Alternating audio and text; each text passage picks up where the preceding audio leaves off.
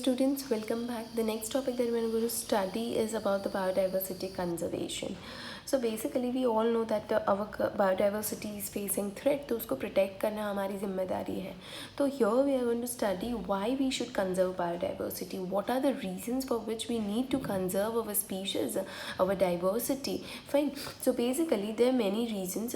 बहुत obvious reasons है और सब non obvious reasons हैं, but सारे के सारे reasons obvious हो या तो फिर obvious नहीं है फिर भी हमारे लिए इम्पोर्टेंट तो है ही. फाइन. और वो 3 कैटेगरी में ग्रुप किए गए हैं. Fine.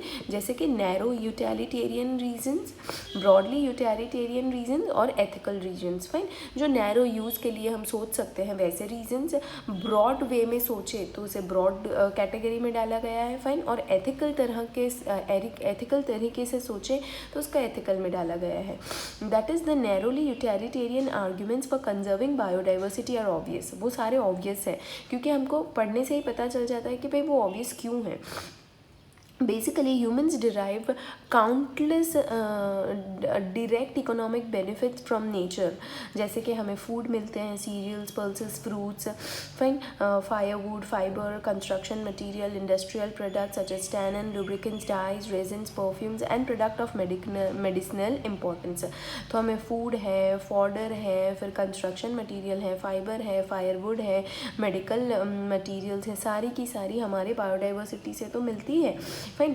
More than 25% of the drugs currently sold in the market worldwide are derived from plants, and 25,000 of the species of the plant contribute to the traditional medicines which is being used by the people all around the world.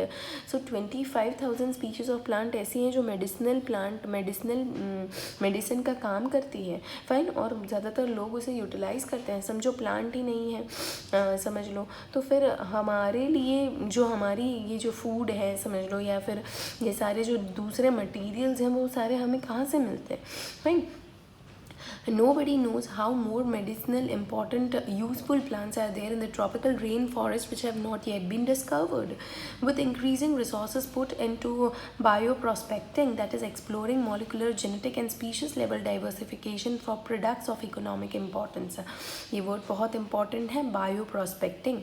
उसका मतलब क्या होता है? That is molecular level पे जाना, genes के level पे जाना और फिर समझना कि भाई ये species कितनी अलग है और उसका क्या काम है, उसका क्या इम्पॉर्टेंस है, इकोनॉमिक इम्पॉर्टेंस. वो एक बहुत ही resource been put in bio prospecting. आजकल हमने ज़्यादा इसमें मैन पावर वगैरह लगाया है बायो प्रोस्पेक्टिंग में, और जानने के लिए कि ये स्पीशीज़ हमारे लिए कितनी इम्पॉर्टेंट है, कितनी इकोनॉमिक वैल्यू वाली है. Fine. Nations endowed with rich biodiversity can expect a reap enormous benefits. हम लोग बायो प्रोस्पेक्टिंग पे जितना ज़्यादा पैसा लगाएंगे तो हमें रिटर्न में उतना ही पैसा मिलने वाला है. बिकॉज हम क्या करते हैं उससे, उसकी मदद से हम देखते हैं कि भाई कौन सी जीन्स के लेवल पे जाके हम उसको स्टडी करते हैं पर्टिकुलर प्लांट वगैरह को और देखते हैं कि इसकी इकोनॉमिक इम्पॉर्टेंस क्या है. Fine. The broad utilitarian argument says that biodiversity plays a major role in many ecosystem services that nature provides. जैसे कि नेचर हमें बहुत सारी चीज़ देती है. फाइन. तो वही चीज़ हम ब्रॉड यूटिलिटेरियन रीजन वे में देखेंगे. नैरो में तो जैसे कि खाना, कपड़ा, शेल्टर वगैरह आ गया. मतलब ब्रॉड वे की बात करें, द फास्ट ड्विंडलिंग अमेज़ॉन की बात करें, the fast dwindling Amazon forest जो बहुत हाई रेट से ख़त्म हो रहा है, is estimated to produce through photosynthesis 20% of the total oxygen in the earth atmosphere. जो हमारे अर्थ का 100% ऑक्सीजन है समझ लो, उसमें से 20% तो सिर्फ ये अमेज़ॉन फॉरेस्ट में से निकलता था. फाइन. अब समझ लो जैसे कि can we put an economic value on this service. क्या इसकी हम प्राइस टैग लगा सकते हैं? नहीं लगा सकते भाई. ये ऐसी चीज़ है जो विच इज़ काउंटलेस. ऑक्सीजन है तो हम हैं. Fine. You can get some idea for finding that is. जैसे एक बात की गई है कि भाई आपके नेबरहुड हॉस्पिटल में देखिए कि एक ऑक्सीजन सिलेंडर की क्या वैल्यू है. Fine. Pollination it cost about 4,000 5,000 एक जो सिलेंडर होता है, और ये तो हमें नेचुरली मिल रहा था, तो इसको हम पुट ऑन नहीं कर सकते किसी भी प्राइस टैग से. पॉलिनेशन की बात कर लो, without which plants can not give us fruits और सीड्स। पॉलिनेशन जो है उसके विदाउट, वो बहुत ही इंपॉर्टेंट प्रोसेस है, उसके बिना तो ना ही फ्रूट्स मिलेंगे ना ही सीड्स मिलेंगे। वो एक ऐसी सर्विस है जो हमारी इकोसिस्टम प्रोवाइड करती है with the help of various species such as bees, bumble bees, birds, bats, some insects and so on. Fine, अगर समझ लो ये सारे ऑर्गेनिजम्स हैं ही नहीं तो हम कैसे पॉलिनेशन करवाएंगे? क्या खुद से जाके करेंगे? उसकी कॉस्ट क्या होगी? फाइन, तो ये भी ऐसी एक चीज़ है जिसको हम काउंट नहीं कर सकते, उसकी कोई वैल्यू नहीं लगा सकते। There are other intangible benefits that we derive from the nature, the aesthetic, जिसको इंटेंजिबल, जैसे जिसको हम समझ लो उसको टच नहीं कर सकते, ऐसे बेनिफिट्स इंटेंजिबल, उसकी कोई वैल्यू नहीं लगा सकते। The aesthetic pleasure, the pleasure when you see the nature, when you see the forest, how are you going to get, will you get it from the artificial trees and plants? No, you are never going to get it from the artificial animals around you. No, never you are going to get it. The aesthetic pleasures of walking through the thick woods, watching spring flowers, then waking up to the bulbul song, and some of this, these are some of the aesthetic pleasures, the pleasures which give you some kind of peace, and this could not be, these are intangible benefits, this cannot be touched but this can be felt. तो ये सारे जो हैं वो broad में डाले गए हैं कि भाई हाँ ऑब्वियसली हमारा नेचर नहीं होगा तो हमारे पास कुछ नहीं है। सिमिलरली एथिकल आर्ग्यूमेंट की हम जब बात करते हैं, the ethical argument for conserving the biodiversity relates to what we owe to millions of plants, animals and microbes species with whom we share this planet. Ethical मतलब में जैसे कि भाई हमारे मॉरल वैल्यूज़ के खिलाफ है, हम जैसे बोलते हैं कि भाई हमको प्लांट्स नहीं तोड़ने चाहिए, हमें फ्लावर्स नहीं तोड़ने चाहिए, अनवांटेड हैं ये सारी चीज़ें, तो ये सारे एथिकल आर्ग्यूमेंट्स हैं, फाइन, मॉरल आर्ग्यूमेंट्स हैं। फिजियो, जैसे कि हमारी जितना हक है इस प्लैनेट पे वैसे ही उतना हक प्लांट का है, एनिमल्स का है, माइक्रोब्स का है, फाइन, तो हमें उन्हें मारना नहीं चाहिए। वही सारी चीज़ एथिकल आर्ग्यूमेंट में पुट ऑन की गई है। फिर फिलोसॉफिकल और spiritually we need to realize that every species has an intrinsic value even if we may not be of current or any economic value to us। समझ लो कि भाई उसमें से हमें कोई फ़ायदा नहीं हो रहा, वो हमें कोई पैसा वैसा नहीं दे रहा, उस पर्टिकुलर स्पीशीज से हमें कोई फ़ायदा नहीं हो रहा, फिर भी they are very important in our ecosystem. Every individual, every species has some or the other role to play in the individual that is in the ecosystem. तो वही है कि भाई हमें इसको समझना चाहिए फिलोसॉफिकली और स्पिरिचुअली, ये चीज़ हमने समझनी चाहिए कि भाई किसी ऑर्गेनिज्म को हम हार्म नहीं कर सकते। जैसे कि हमारे रिलीजन में बहुत, हिंदू रिलीजन की हम बात करें तो उसमें बहुत बोला गया है कि भाई आप किसी भी प्लांट को हार्म मत करो, किसी भी एनिमल को हार्म मत करो, वो भी लिविंग ऑर्गेनिज्म है, ऐसा हम बोलते हैं। फिर तो बेसिकली इट हैज़ सम और the other ethical spirituality which is been involve in protecting the biodiversity. We have moral duty, हमारी एक मॉरल ड्यूटी बनती है कि भाई हम उसकी केयर करें, fine, and pass on this biological legacy in order to conserve the biodiversity for the future generation. जैसे कि हम जो हमारे बच्चे हैं उसको भी यही सिखाते हैं कि भाई आपको बायोडाइवर्सिटी को बचाना है तो आप प्लांट मत तोड़िए, एनिमल्स को हार्म मत करिए, किसी एनिमल को हार्म करना पाप होता है वगैरह वगैरह। So there are some moral and ethical values which are been associated and these are the reason for which we need to conserve the biodiversity. Now how do we conserve the biodiversity? अगर biodiversity को बचाना है तो कैसे बचा सकते हैं? When we conserve and protect the whole ecosystem, the biodiversity at all its level is protected. We save the entire forest to save the tiger. हम पूरे फॉरेस्ट को बताते हैं तो पूरे इकोसिस्टम को बचाओ। सबसे पहले तो क्या करना है, आपको इकोसिस्टम को ही प्रोटेक्ट करना है। जैसे मैं किसी फॉरेस्ट को बचा रही हूँ, उसको फेंस कर रही हूँ, उसमें इलीगल एक्टिविटीज़ बंद करवा रही हूँ, तो मैं फॉरेस्ट को प्रोटेक्ट करूँगी तो अंदर रहने वाले टाइगर, अंदर रहने वाले प्लांट्स, अंदर जो भी रहने वाले बर्ड्स वगैरह सब प्रिजर्व हो जाएंगे। तो वही चीज़ बोली गई है कि एंटायर इकोसिस्टम को आप, होल इकोसिस्टम को आप बचाओ तो बायोडाइवर्सिटी खुद में खुद बच जाएगी। फाइन, उसके लिए हम दो अप्रोच फॉलो करते हैं, that is in situ conservation and ex situ conservation. In situ conservation का मतलब होता है ऑन साइट कंजर्वेशन। जैसे कि इस फॉरेस्ट को बचाना है तो मैं फॉरेस्ट को म्यूजियम में नहीं ले जा सकती, I have to make arrangements in order to preserve that forest on that particular site only. So that is in situ on that site conservation. However, when there are situations where our animals or plants in endangered or threatened, जैसे कि कोई threatened है या endangered species है जो ख़त्म हो सकती है फ्यूचर में, तो उसके लिए हम क्या करवा सकते हैं, जो हाई रिस्क ऑफ एक्सटेंशन पे खड़ी है, जैसे कि एक ही वाइट टाइगर बचा था समझ लो, तो and needs urgent measure to save it from extinction, ऐसे अर्जेंट मेजर चाहिए तो तब हम करवा सकते हैं ना ex situ conservation, off site conservation, जैसे कि उसको ले जाओ म्यूजियम में, ज़ू में, और उसको ज़ू में रख लो, तो वही चीज़ है कि उसके ज़ू में रखने से क्या होगा, उसका एक्स सिटू कंजर्वेशन होगा। फाइन, वही चीज़ है कि भाई एक्स सिटू और इन सिटू कंजर्वेशन। फाइन, इन सिटू मतलब में ऑन साइट कंजर्वेशन, जैसे मैंने आगे भी इधर साइड से बोल दिया म्यूजियम नहीं ज़ू, या फिर बॉटनिकल गार्डन समझ लो, प्लांट है तो वो हो गया एक्स सिटू, और इन सिटू है वही जगह पे सेंचुरीज जो बनती है, नेशनल पार्क जो बनते हैं, वो सारे होते हैं इन सिटू कंजर्वेशन। हम इन सिटू कंजर्वेशन की जब बात करें, faced with a conflict between development and conservation, fine, दो चीज़ में हमेशा कॉन्फ्लिक्ट होता है। भाई डेवलपमेंट करें हम कि उसको प्रोटेक्ट करें। जब देखो हमें उस डेवलपमेंट करना हो तो हम उसकी कंजर्वेशन में थोड़ी प्रॉब्लम आ सकती है, जैसे कि मुझे ये फॉरेस्ट में डेवलपमेंट करना है, फाइन, कुछ ना कुछ डेवलपमेंट करना है, तो मुझे कुछ ना कुछ प्लांट काटने पड़ेंगे, कुछ करना पड़ेगा, तो उसकी प्रोटेक्शन कंजर्वेशन मुश्किल में आ जाएगी। तो ये दो जो चीज़ें हैं, डेवलपमेंट एंड कंजर्वेशन, वो हमेशा कॉन्फ्लिक्ट में होती है। भाई डेवलपमेंट करें कि कंजर्वेशन करें। Fine, many nations find it unrealistic and economically not feasible to conserve all their biological wealth। बहुत सारी नेशन ऐसा मानती है कि जितना भी बायोलॉजिकल वेल्थ है उसको बचाने जाएंगे तो हम आगे नहीं बढ़ पाएंगे। फाइन, तो ये चीज़ बहुत गलत है। Invariably, the number of species waiting to be saved from extinction far exceeds the conservation resources available। और ये भी एक चीज़ है साथ ही साथ, जो स्पीशीज़ जिसको हमें बचाने की ज़रूरत है, उसके लिए जो पैसा लगेगा, उसके लिए जो कंजर्वेशन रिसोर्सेज लगेंगे, वो बहुत ही कम है। फाइन, तो क्या किया जाए, the number of species waiting to be saved from extension are many more, वो बहुत एक्सीड कर रहे हैं on comparison to the conservation resources available. हमारे पास रिसोर्सेज हैं ही नहीं इतने सारे। On a global basis this problem has been addressed by eminent conservationist. Fine, बहुत सारे लोगों ने इसको एड्रेस करने की ट्राई की है। They identified for maximum protection certain biodiversity hotspots. उन्होंने क्या बताया कि भाई हम बायोडाइवर्सिटी हॉटस्पॉट्स बना देते हैं, ऐसे area with very high species richness and high degree of endemism.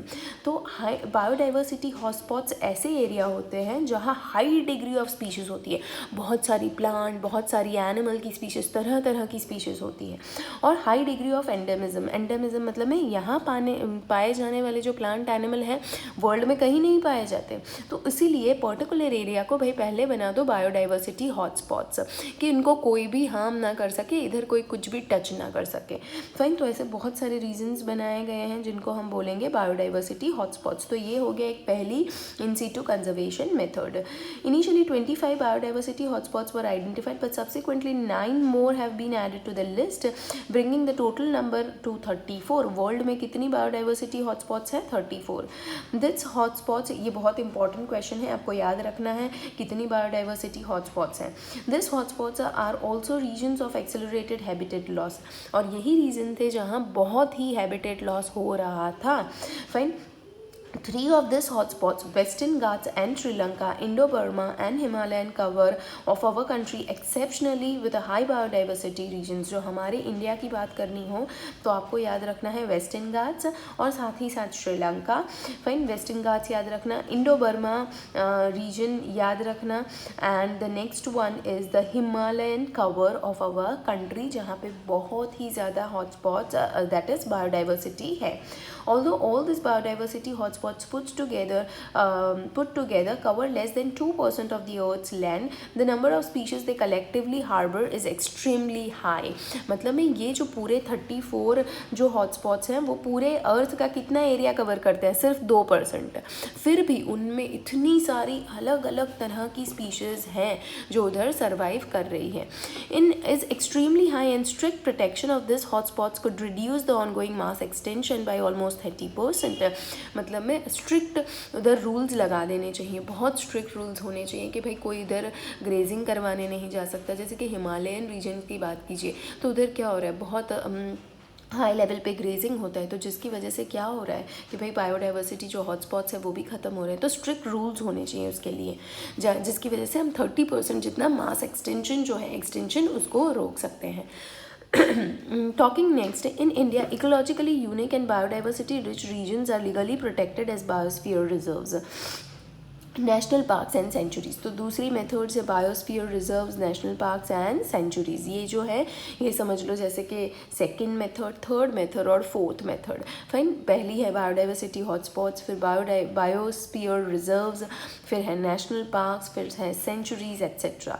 India now owns 14 biosphere reserves, ये नंबर भी आपको याद रखने हैं। 34 biodiversity hotspots, 14 biosphere reserves, 90 national parks, 448 wild life sanctuaries. Please ये नंबर आपको याद रखने हैं। Fine, India has also a history of religious and cultural tradition that emphasize protection of nature. In many cultures tracts of forest were set aside and all the trees and wildlife within the venerated and given total protection. Basically India की जब बात करते हैं तो उसमें एक religious और cultural tradition भी है कि भाई पहले से मानते हैं कि भाई हमें बहुत सारे एनिमल्स को हम प्रे करते हैं, बहुत सारे प्लांट्स को हम प्रे करते हैं। तो किसके लिए? उसका कोई भाई रीज़न नहीं है, जैसे कि वो पीपल के प्लांट को प्रे करते हैं सारे लोग, तो उसका क्या रीज़न है? उसके पीछे क्या रीज़न है? उसके पीछे एक ही रीज़न था कि हमारे एंसेस्टर जानते थे कि भाई प्लांट प्रोटेक्ट रहेगा तो हम भी प्रोटेक्टेड रहेंगे। फाइन, इसीलिए हम ये सारों की पूजा करते हैं। समझे आप? वही चीज़ है कि भाई उसके पीछे वो बायोडाइवर्सिटी कंजर्वेशन का उनका एक एम था। फाइन, तो वही चीज़ है। बहुत सारे सेक्रेड ग्रुप्स क्या होते हैं कि ऐसे ग्रुप ऑफ ट्रीज़ कहीं पर्टिकुलर लोकेशन में जिसको पूजा जाता है, जैसे कि पर्टिकुलर कम्युनिटी उसको काटने नहीं देती, उनको वर्शिप करती है। तो क्योंकि उनके पीछे उनके एंसेस्टर्स ने ऐसे बताया था कि इनकी पूजा करनी चाहिए। तो इनके पीछे कोई भगवान नहीं है, उनके पीछे सिर्फ एक ही रीज़न है कि भाई वो प्लांट प्रोटेक्टेड रहेंगे तो हम प्रोटेक्टेड रहेंगे। तो ऐसे सारे बहुत सेक्रेड ग्रुप्स हैं, बहुत सारी कम्युनिटी ऐसे ग्रुप ऑफ ट्रीज़ प्लांट को काटने नहीं देती और उनको प्रोटेक्ट करती हैं। Are found in Khasi and Jaintia hills in the Himalayas, Meghalayas. Then Aravalli hills हैं जो राजस्थान में हैं, उधर के प्लांट्स हैं, उनको भी ट्रीज़ को बहुत सेक्रेड माना जाता है। Western Ghat regions, Karnataka, Maharashtra and the Sarguna, Chanda, Bastar areas of Madhya Pradesh. In Meghalaya the sacred groves are the last refuges for a large number of rare and threatened plants। बहुत सारे रेयर और थ्रेटेंड प्लांट्स हैं जो इस मेघालय के सेक्रेड ग्रूव्स में बसे हुए हैं, जो कहीं और नहीं पाए जाते, और इन सेक्रेड ग्रूव्स को वे बचा रहे हैं क्योंकि वो प्लांट बच सके। फाइन, सेक्रेड ग्रूव्स मतलब में कुछ नहीं होता है, ऐसे ग्रुप ऑफ ट्रीज़, ऐसी community of particular trees plants जिनको वर्शिप किया जाता है, जिनको प्रोटेक्ट किया जाता है। तो हमारे इंडिया में किस तरीके से इन सिटू कंजर्वेशन जैसे कि पूरे वर्ल्ड में हो रहा है, तो biodiversity hotspots, then biosphere reserves, then national parks, wild life sanctuaries वगैरह वगैरह, और साथ ही साथ जो सेक्रेड ग्रुप्स हैं उनको भी वर्शिप किया जाता है, जिनकी वजह से वो प्लांट कट ना हो पाए। Fine, similarly moving ahead with the ex situ conservation, ex situ मतलब में कहीं और लेके जाओ। तो in this approach threatened animals and plants are taken from the natural habitat, उनको नेचुरल हैबिटेट से ले जाया जाता है एंड उन्हें एक स्पेशल सेटिंग में रखा जाता है। फाइन, जैसे कि जूलॉजिकल पार्क्स है, बॉटनिकल गार्डन्स हैं, वाइल्ड लाइफ सफारी पार्क्स हैं। फाइन, उनमें जैसे कि एनिमल की स्पीशीज़ कोई है एंडेंजर तो उसे जू में ले जाते हैं, बॉटनिकल गार्डन में किनको प्लांट को ले जाते हैं, वाइल्ड लाइफ सफारीज पार्क हैं, उधर प्लांट एनिमल सारों का वो एग्जिबिशन जैसा होता है जिनमें देखे जाते हैं अच्छे से। फाइन, और उनका प्रोटेक्शन होता है वो वाइल्ड लाइफ सेंचुरी में, सफारी पार्क्स में। फाइन, नाउ मतलब में उनको देखे भी जाते हैं और फिर साथ ही साथ उनका प्रोटेक्शन भी किया जाता है जहाँ दूसरी एक्टिविटीज़ प्रोहिबिटेड होती हैं। There are many animals that have become extinct in the wild but continue to maintain in the zoological park. In recent year, ex-situ conservation has advanced beyond keeping threatened species in enclosures.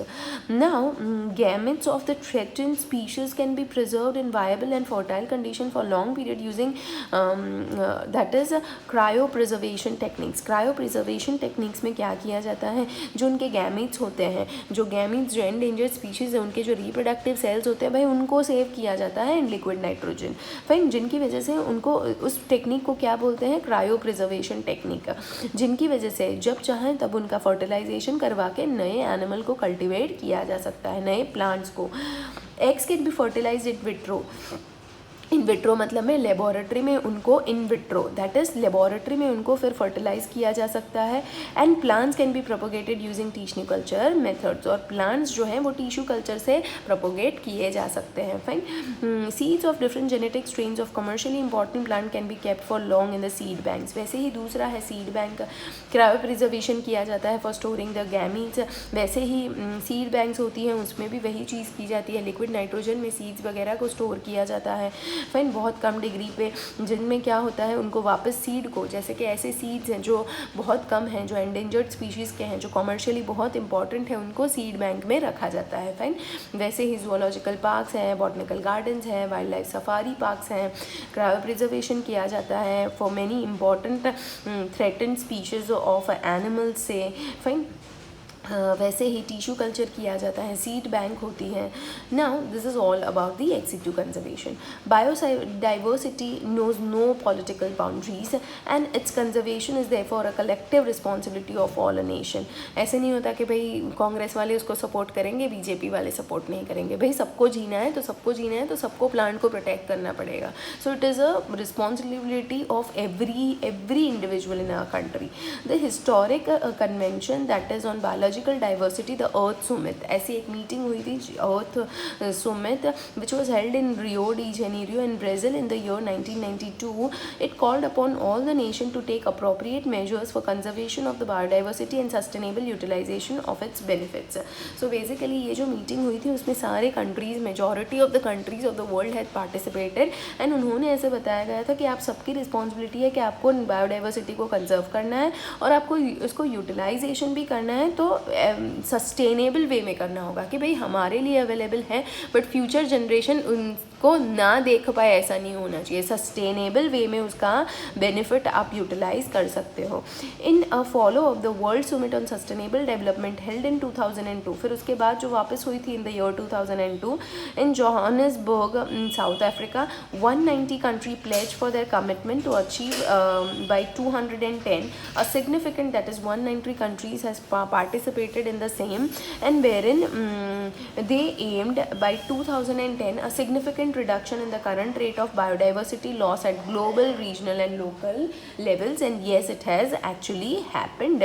Fine कि वो global level पे, regional level पे और local level पे सारी की सारी country ने जो प्लेज लिया था वो करने में कामयाब रहे हैं, and this is been continued ahead where in every country is been taking some oath in order to preserve the biological conservations. Fine. So basically the chapter is over. You can go with the question answers and the doubt solving session will be taken afterwards. Thank you.